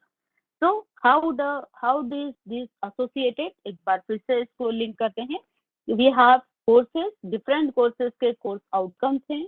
ये सारे courses मिलकर program specific outcomes, और इन program specific outcome का base होता है graduate attributes plus year courses. Then program specific outcome is linked with the program outcomes. Program outcome means after 2-3 years of graduation, post graduation, the student capabilities which the student will show. Then mission and vision. Vision is at the institutional level. Mission is also the steps to achieve that vision. Then mission linked with program outcomes, these program outcomes are linked with program specific outcome, and this program specific outcome is linked with the course outcome. So in this way, this POs, PSOs, COs, vision and mission are correlated. Now, अब जो important aspect है कि हमने जो भी ये design किए हैं, जो भी ये प्लान किए हैं, see what I am doing right now, I'm just developing awareness towards all these things. In my next lecture, we'll discuss how to write these course outcomes, because as a teacher, since you all are the teachers working in different institutions and teaching different subjects, courses, so that is most important for all of you to learn how to write course outcome या learning outcome. और क्योंकि learning outcome is the base of all these activities, तो हम उसके बारे में discuss करेंगे. But today my present lecture I am giving you कि how to publish and disseminate vision, mission, program, PO या पीओस, पीओसोस एंड सीओस किस तरीके से डिसेमिनेट करना. तो सबसे इम्पोर्टेंट है कि जो भी इंस्टीट्यूशन में है वो awareness to all stakeholders on the defined vision and mission, POs, PSOs, COs, publishing on website, curricula books, display boards etcetera इस पर डिस्प्ले होना चाहिए. We should have awareness workshop to students and faculty periodically. Prepare stakeholders to reinforce with activities achievement of vision and mission, POs, PSOs, COs, इन सब का achievement होना बहुत जरूरी है. और उसके लिए हमको सारे स्टेक होल्डर्स को मिला करके उनके अंदर ये जानकारी डिसेमिनेट करना जरूरी होता है, तभी कोई भी इंस्टीट्यूशन अपने मिशन को और विजन को अचीव कर पाता है. So there must be a consistency between program outcomes and mission. यदि हमने जो मिशन बनाया है उस मिशन को अचीव करने के लिए हमारे पास डिफरेंट प्रोग्राम्स हैं, तो जो प्रोग्राम आउटकम्स है उनके बीच में कंसिस्टेंसी होना चाहिए. तो like we have to impart quality education for the holistic development of undergraduate and graduate students with social responsibility and technical competencies. तो इसका मतलब क्या हुआ कि उसमें टेक्निकल कॉम्पिटेंसी भी होना है और सोशली रिस्पॉन्सिबल होना चाहिए. तो social we should have key components of mission statement कौन कौन से हैं. First is social responsibility and professional career. तो जो हमारे प्रोग्राम्स हैं उसमें उसके थ्रू हम उनमें सोशल रिस्पॉन्सिबल ठीक है कंपोनेंट्स को इंक्लूड करें और उनके प्रोफेशनल कॉम्पिटेंसी के भी कंक्लूड करें. और इस तरीके के यदि हम फॉर्मेट्स बनाएंगे तो हमको समझ में आएगा कि कौन सा एस्पेक्ट सोशल रिस्पॉन्सिबिलिटी सिखाता है, कौन सा एस्पेक्ट उनके अंदर टेक्निकल नॉलेज या प्रोफेशनल कॉम्पिटेंसी को इन्हांस करता है. तो इस तरीके के फॉर्मेट्स आपको हेल्प करते हैं. जबकि जब आप लिंकिंग शो करते हैं, तो जब भी आप आउटकम बेस्ड एजुकेशन को अडॉप्ट करते हैं आपको ये लिंकिंग करना आना जरूरी होती है. देन एक एग्जाम्पल आपके साथ में जो अभी तक मैंने आपको डिस्कस किया, it is just a sum up to my today's first lecture, that is vision, mission and program outcomes. तो एक विजन को देखते हैं, to be leading university for creation, preservation and dissemination of knowledge, training of knowledge workers for nation building and providing continuous support to the national development through technology. अब कोई ये technology based university है और उसका एक vision है कि they want to see, let us see what this vision says. क्योंकि विजन कैसा होना चाहिए, it should be very specific, हर एक को समझ में आने वाला होना चाहिए. तो let us see this vision to be a leading university for creation. Creation मतलब preservation and dissemination of knowledge, मतलब ज्ञान को वो क्रिएट करना चाहते हैं. क्रिएट कब होगा ज्ञान, रिसर्चेस होगी जब. प्रिजर्व कब होगा, जब वो नॉलेज को ठीक से कहीं किताबों के रूप में लिखेंगे, कहीं उसका बराबर उसके जो है रिपोर्ट्स बनाएंगे, तब प्रिजर्व होगा और बाकी लोग उसको पढ़ेंगे, बाकी छात्रों के थ्रू वो डिसेमिनेट होगा. Of knowledge, training of knowledge workers, they want to train develop knowledge workers for nation building and providing continuous support to the national development through technology. मतलब तकनीकी के थ्रू वो राष्ट्र का विकास चाहता है. तो नाउ अब इसका मिशन क्या होना चाहिए, of course to produce multi skilled graduates who are able to spearhead nation building in the information age. आज की जो इंफॉर्मेशन एज है उसमें इस तरीके के मल्टी स्किल्ड ग्रेजुएट्स होना चाहिए.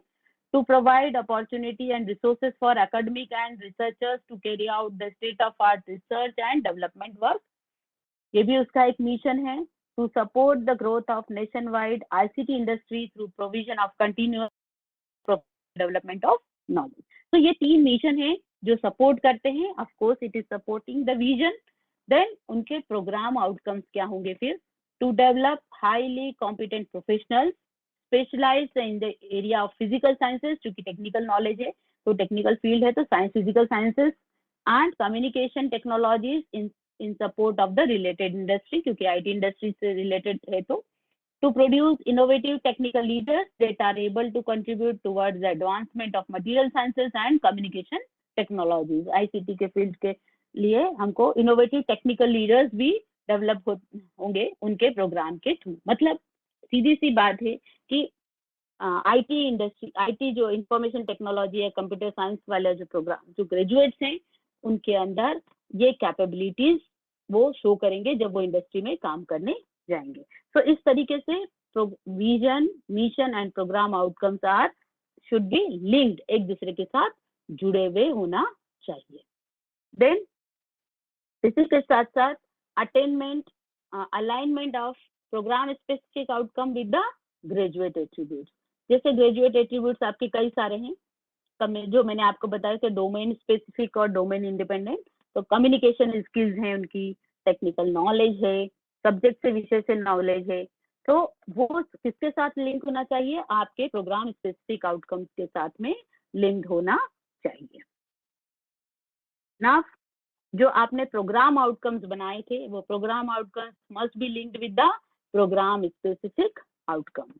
तो जो आपने मैंने initially as we discuss that कि आपके 4 या 5 प्रोग्राम आउटकम्स होना चाहिए और वो 4 और 5 प्रोग्राम आउटकम को अचीव करने के लिए आपके पास प्रोग्राम स्पेसिफिक आउटकम होना चाहिए. तो there must be alignment with the vision, mission and POs. There must be alignment with the POs and PSOs. There must be alignment with the graduate attributes with the PSOs. Then these all are the course outcomes. तो programme आपका जो है, programme जैसे BA का program है या be का program है तो उसमें डिफरेंट सब्जेक्ट्स हैं, मॉड्यूल भी जिसको हम बोलते हैं, सब्जेक्ट 1, 2, 3. जैसे मैडम ने बताया क्या एलएलबी का प्रोग्राम है तो एलएलबी के डिफरेंट सब्जेक्ट्स, और एलएलबी करने के बाद छात्र में कौन सी क्षमता का विकास हुआ, उस क्षमता को विकास करने के लिए कौन कौन से सब्जेक्ट उसके साथ सपोर्ट करते हैं. तो ये मैट्रिक्स है जो कि लर्निंग आउटकम को प्रोग्राम या प्रोग्राम स्पेसिफिक आउटकम्स के साथ जोड़ता है. फिर इस तरीके से आपके पास में लैब एक्टिविटीज भी होंगी, उसके लिए थ्योरी एक्टिविटीज भी होंगी, अदर एक्टिविटीज भी आप कराते होंगे. तो ये सारे प्रोग्राम स्पेसिफिक आउटकम का एक दूसरे के साथ सब्जेक्ट्स के अंदर जो अलग अलग आप जो हम अभी नेक्स्ट पीरियड में मैं आपको बताऊंगी तो आप इसको लिंक कर पाएंगे कि हम कैसे मैपिंग कर पाते हैं कोर्स आउटकम की.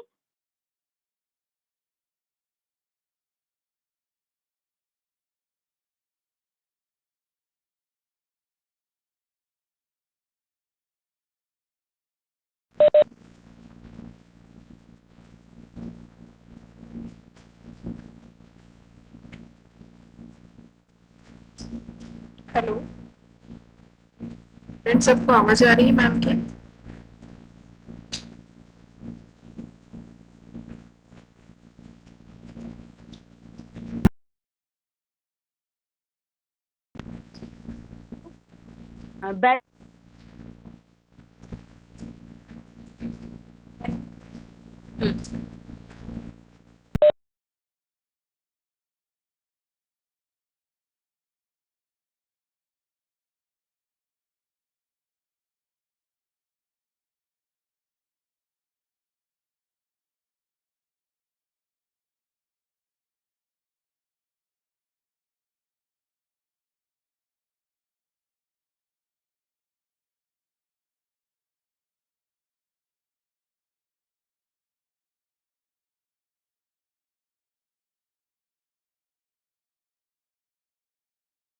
होते हैं and these all are the basic part of OBE framework.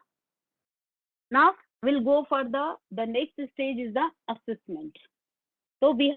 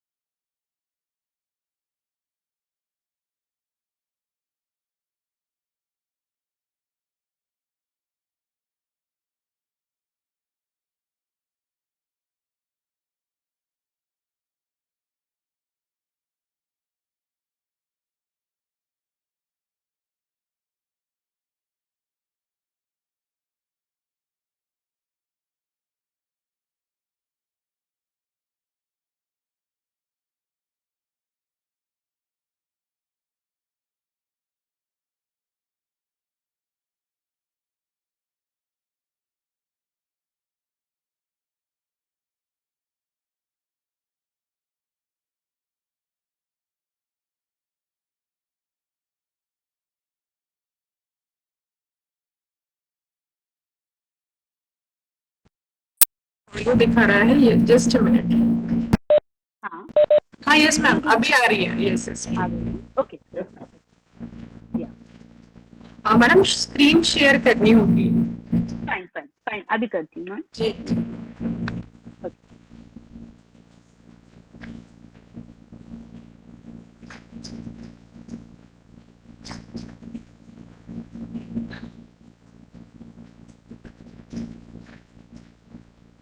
Okay. Now is it visible? Yes ma'am, yes now it is okay. Okay. So I think where I left, मुझे लगता है I thought मेरा शायद assessment से ही गया होगा। Yes ma'am, assessment and yes ये वाले slides. Okay. So thank you ma'am for giving me a call, otherwise ऐसे ही रह जाता। Fine. So I was discussing with you in the OBE we have the 3 types of basic aspect. One is designing our curriculum, deciding of the learning outcome, then teaching learning process, and the most important is the assessment. So what are the different methods of assessment and tools, which is important because OBE tells us the assessment process also. So we have 2 types of assessment. 2 प्रकार का assessment है. One is the direct assessment, another one is indirect assessment. So direct assessment का मतलब होता है we have examination, we are capable to assess the student performance through exams, through assignments, through projects, by providing them tutorials, labs and presentation. Then we have indirect assessment methodologies, that a certain opinion or self-report through rubrics, alumni survey, employer survey and course end survey. These all are the different types of assessment methodology hai, which a teacher can use while delivering his lecture and at the end of the semester or at the end of the course. तो direct assessment मतलब आप जो exams लेते हैं, आप जो बच्चों को असाइनमेंट्स देते हैं, जो प्रोजेक्ट्स करवाते हैं उनसे, जो उनको आप ट्यूटोरियल्स के थ्रू, लैब के थ्रू एक्टिविटी कराते हैं, उनसे जो प्रेजेंटेशन लेते हैं, ये सब डायरेक्ट मेथड्स होती हैं। इनडायरेक्ट मेथड मतलब rubrics, then you get feedback from the alumni के जो आप सर्वे करते हैं, जो आप एम्प्लॉयर्स के को जो फीडबैक लेते हैं, या कोर्स खत्म होने के बाद अपने स्टूडेंट से, टीचर्स से जो सर्वे करते हैं, उनसे जो फीडबैक फॉर्म भराते हैं, ये सब इनडायरेक्ट असेसमेंट के टूल होते हैं। तो by using all these 2 types of assessment techniques, we can have develop a good assessment. अब एक क्वेश्चन आता है कि rubrics क्या होता है? So what rubrics is? Rubrics is a set of performance indicators which define and describe the important component of the work being completed. Important information about individual student competencies, जो competencies हम directly assess नहीं कर पाते, उसको हम rubrics के through assess कर सकते हैं। जैसे आपने यदि कोई ग्रुप में एक्टिविटी दी है, अब ग्रुप एक्टिविटी में स्टूडेंट की, इंडिविजुअल स्टूडेंट की रोल को हम कैसे असेस करें? Through using this rubrics. So we get expectations, diagnose for purpose of improvement and feedback. This rubrics helps us in the improvement or overall examination of the status of the performance or group of a student. That is holistic assessment is possible through using the rubrics. So some simple program outcomes student can work effectively in team. जैसे यदि हमको ये देखना है, हमारा एक outcome है कि हमारे इंस्टीट्यूट से पास होने वाले जो स्टूडेंट हैं वो टीम के रूप में प्रभावी तरीके से काम कर पाते हैं। Am I audible now? yes ma'am, yes now it is okay. Yeah. तो ये कुछ, जैसे यदि हमने एक प्रोग्राम आउटकम बनाया है कि the student can work effectively in teams, they have good team capabilities, तो इस चीज को हम अपने असेस कैसे करें कि वाकई में जो हमारे यहाँ के पास आउट ग्रेजुएट हैं वो टीम के रूप में काम कर पाते हैं कि नहीं कर पाते हैं। तो एक सीधा सा है कि हमने उनको कोई प्रोजेक्ट दिया। यूजुअली एज ए टीचर हम कई बार क्या करते हैं, हम उनको कोई प्रोजेक्ट देते हैं 4 या 5 स्टूडेंट को मिला करके। अब हमें ऐसा लगता है कि इसमें से 1 या 2 ही बच्चे काम कर रहे हैं और बाकी ने काम नहीं किया, तो can we say that all, और उन्होंने बहुत अच्छा प्रोजेक्ट बना करके लाया, लेकिन हमें नहीं पता कि उन 5 ने या 4 ने क्या क्या काम किया या बराबर किया कि नहीं किया। तो हमारे पास में हमने जो प्रोजेक्ट के रूप में काम दिया है उस काम को करने के लिए, उस काम को हम कैसे असेस करें। तो इसका बहुत सीधा सा तरीका है कि हम छोटे छोटे रूब्रिक्स बना लें और उनके थ्रू हम उसको असेस कर पाए। तो जैसे यदि हमने कोई प्रोजेक्ट दिया और उसमें मान लो हमने एक छोटा सा एक वर्क दिया, तो उसमें हमने कुछ क्राइटेरिया बनाया, जैसे रिसर्च और गैदर इंफॉर्मेशन, उन्होंने बराबर रिसर्च किया कि नहीं, उन्होंने इंफॉर्मेशन बराबर कलेक्ट किया कि नहीं किया, उनके अंदर उन्होंने बराबर टीम के अंदर सब मेंबर्स को रोल्स एंड ड्यूटीज डिफाइन की कि नहीं की, उनको जो ड्यूटीज असाइन हुई थी वो बराबर किया कि नहीं किया, उन्होंने आपस में काम को इक्वली शेयर किया कि नहीं किया, सबने बराबर मिलकर काम की नहीं किया, लिसन टू अदर टीममेट्स, ये सब है कि नहीं। तो ये 4 क्राइटेरिया के ऊपर हम स्टूडेंट की, इंडिविजुअल स्टूडेंट की परफॉर्मेंस को असेस कर पाते हैं।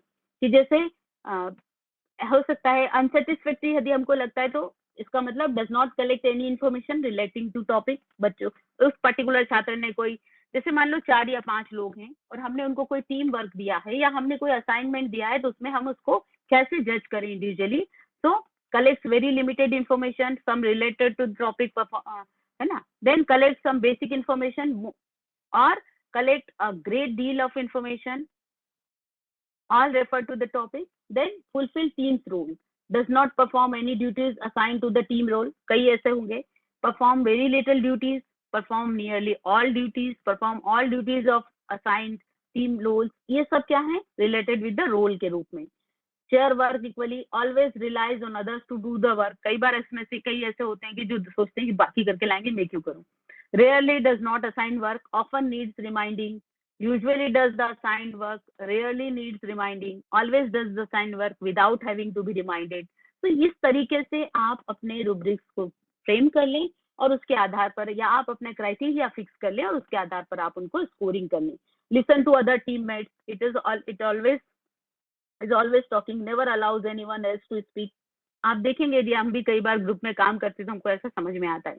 Usually does most of the talking, rarely allows others to speak, listen but sometimes talk too much, listen and speaks a fair amount। ये सब अलग अलग एट्रीब्यूट्स हैं और इन एट्रीब्यूट्स के आधार पर हम इजीली स्टूडेंट की क्वालिटी को जज कर पाते हैं, क्योंकि ये इनडायरेक्ट असेसमेंट है जो कि आपको डायरेक्टली, हमारे पास में कोई प्रूफ नहीं होता, but we should have certain types of measuring instruments through which we can say that whether really our student is capable to work in a team, कि एक टीम में काम करने के लिए क्या क्या क्वालिटीज होती हैं। इस तरीके से एक rubric it helps you to make the assessment robust और प्रॉपर। देन एक क्वेश्चन आता है कि असेस कैसे करें, कब कब करें। तो यदि कोर्सेज हैं तो course outcome upon course completion, program specific outcomes upon graduation, और program outcome few years after graduation, that is 4 to 5 years के समय ये असेसमेंट हमको हेल्प करता है। देन प्रोग्राम आउटकम के असेसमेंट टूल जो होंगे, जैसे प्रोग्राम आउटकम्स मतलब प्रोग्राम आउटकम मैंने after completion of 2-3 years, so the data may be collected progressively, survey questions should elicit the required information, and program जो आउटकम्स हैं, एजुकेशन आउटकम्स हैं, produce the graduate with the leadership qualities, employer survey. जैसे कुछ questions हम एक example आपके साथ में देती हूँ कि at which level position our graduates are working in your organization. Suppose करो ही से दैट कि your graduate is working as a manager, तो then you can ask related questions कि उसमें वो कैपेबिलिटीज डेवलप हुई कि नहीं हुई।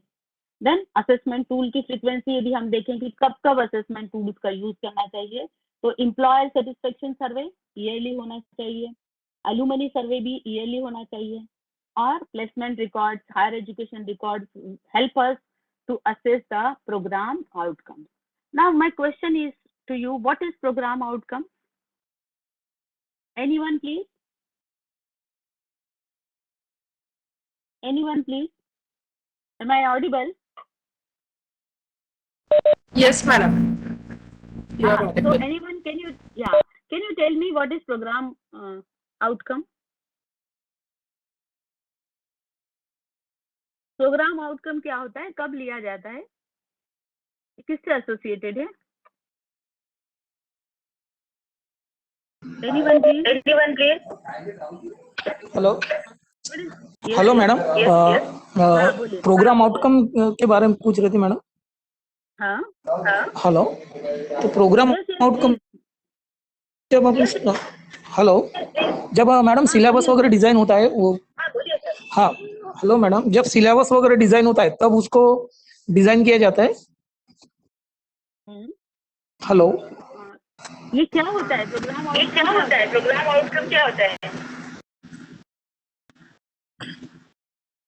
प्रोग्राम आउटकम यानी जो कोर्स रहता है मैडम, उसके बारे में यानी जो आउटकम क्या निकलेगा प्रोग्राम का यानी कोर्स का। उस कोर्स को कंप्लीट करने के 2-3 इयर्स के बाद ग्रेजुएट में क्या क्या क्वालिटी होंगी, that is called your program outcome. Okay, after passing from your institution 2-3 years में स्टूडेंट में कौन सी क्वालिटी होंगी, that is called programme outcome. और उसके असेसमेंट टूल एम्प्लॉयर सर्वे, उसके असेसमेंट टूल एलुमनी फीडबैक, उसके assessment tool the students feedback. Okay, तो ये जो असेसमेंट टूल्स के साथ में आपसे डिस्कस कर रही हूँ, they are end of course survey instructor, जो कि क्वार्टरली हम कर सकते हैं। Instructor evaluation report also quarterly कर सकते हैं। डिपार्टमेंट परफॉर्मेंस रिपोर्ट क्वार्टरली कर सकते हैं। Student exit survey of course yearly होता है। Alumni survey also yearly. Alumni advisory board once और twice in year. Student advisory committee once और twice in year. Such type of feedback will help to assess the program outcome in a systematic manner. So these all are the assessment tools: industrial survey, alumni survey, and the frequency is also given and their responses. So assessment of attainments of PSOs. अभी तक हमने POs attainment की बात किया, अब मैं आपसे discuss कर रही हूँ कि प्रोग्राम स्पेसिफिक आउटकम्स को attainment through the direct assessment और थ्रू इनडायरेक्ट असेसमेंट हर कोर्स का। देन कोर्स आउटकम या learning outcome assessment, and of course survey, student comments, rubric, internal assessment and home assignment, semester and performance reports, course performance history uploads. All these helps you to understand that courses or course outcomes or learning outcomes assessment, whether whatever you have taught, whether the students are able to achieve it or not. Because as a teacher, what is our main focus? Our focus is the students' performance or their achievement. So these all are the course outcomes के लिए, and examination, rubrics, alumni survey. All these helps to evaluate the achievement of your target or goals. So let us have summary of assessment tools or assessment methods. We have 3 types of outcomes: program outcomes, program specific outcome, and course outcome. So program outcomes के assessment tool में होगा employer survey, alumni survey or any other methodology. Whereas program specific outcomes के लिए assignments, examinations, end of course survey, rubrics specific to POs and PSOs, employer survey, faculty survey, or any other technique can be used. Then course outcomes के assignments, examination, project, group task will help you to know and how to do this. This is a table which shows that we can conduct these surveys either yearly, every year, depends upon the situation. Now, administrative responsibility, support for outcome-based education. Every institution should have IQAC cell, quality assurance cell, OBE assessment evaluation at institution level के ऊपर वो काम करते हैं. Program wise assessment, semester per year, continuous improvement initiative. Industrial alumni advisory body must be there. Review of attainment of program outcome या program educational outcome and suggest improvement, that is also helpful. Then program coordinator, interacting with the course coordinator toward attainments of POs and review update the changes required for curriculum content. जो भी पाठ्यक्रम में changes है उसको program coordinator के through आप कर सकते हैं. Then every course has some course coordinators which assess and attain the course outcomes and review update the course delivery assessment methods also. तो इस तरीके से जब हम outcome based education अपने institution में implement करते हैं तो we need IQAC director, we need the support of industry or alumni, we need program coordinators, we need course coordinators, and they have their different defined jobs also. So on the basis of that, we can continuously upgrade our system. So thank you so much. Till now, we have discussed at length about the outcome-based education. If you have any questions or discussion, you are invited for that, please. Within 5 minutes, if anybody wants to ask me anything related with whatever we have discussed, So yeah, you can ask me, please. Any question, friends?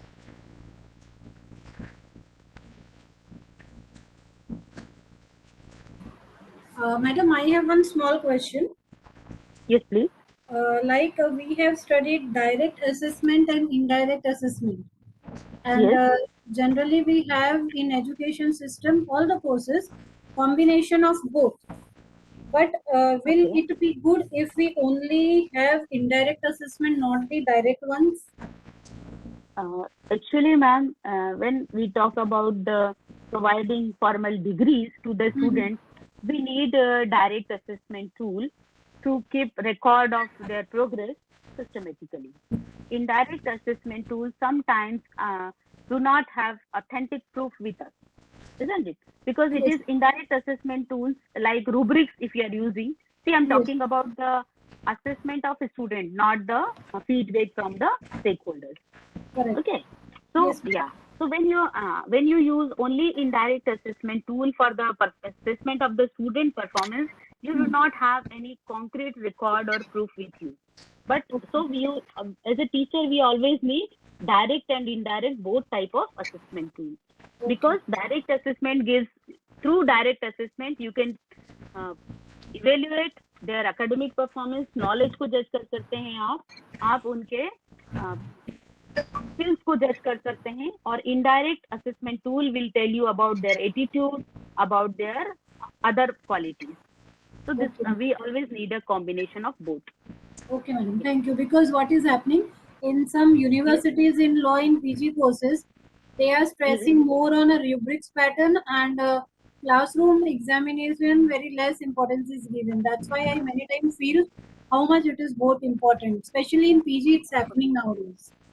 Yeah, ma'am. See, if you go for the PG courses and that too is a practical training oriented, of course the indirect will help you much instead of the direct assessment, because direct assessment sometimes what happened, it gives you the idea about their subjective knowledge, their theoretical knowledge. But if you go for the indirect assessment, it gives you the idea about their knowledge, and along with the knowledge, it gives you idea about the attitude and their skills.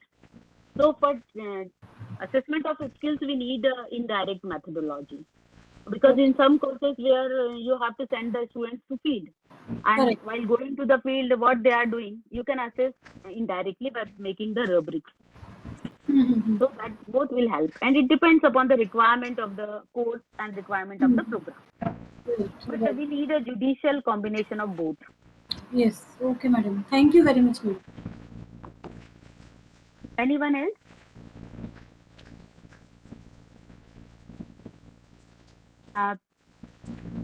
Preeti madam? Yes, I ma'am. think I have a small work at a department.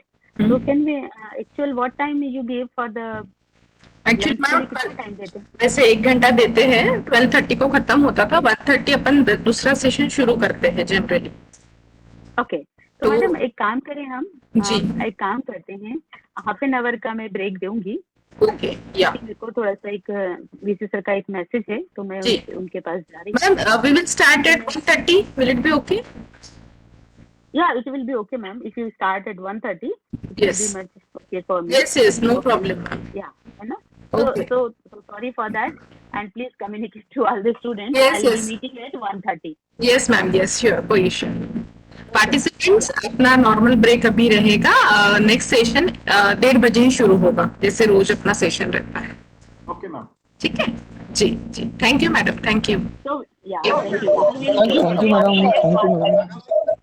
And one request to all the participants, please be Yes. interactive, so you will enjoy the process. Otherwise, it will be boring for you also and me also. Yes, madam. But this session was very good, madam. Thank you. Very informative. Knowledge बहुत मिलता है ma'am आपके session से, क्योंकि ये सारी चीजें education से रिलेटेड है, and being the faculty from other side ये सारी चीजें नहीं पता होती है. So thank you so much madam. मुझे लगता है कि पार्टिसिपेंट्स ने भी इसका एडवांटेज लेना चाहिए. So we'll meet at 1:30, ma'am. Yes ma'am. Yes yes Thank you. Yes friends, I am ending the meeting. 1:15 बजे मैं फिर से मीटिंग शुरू करती हूँ. Please join on time. Thank you.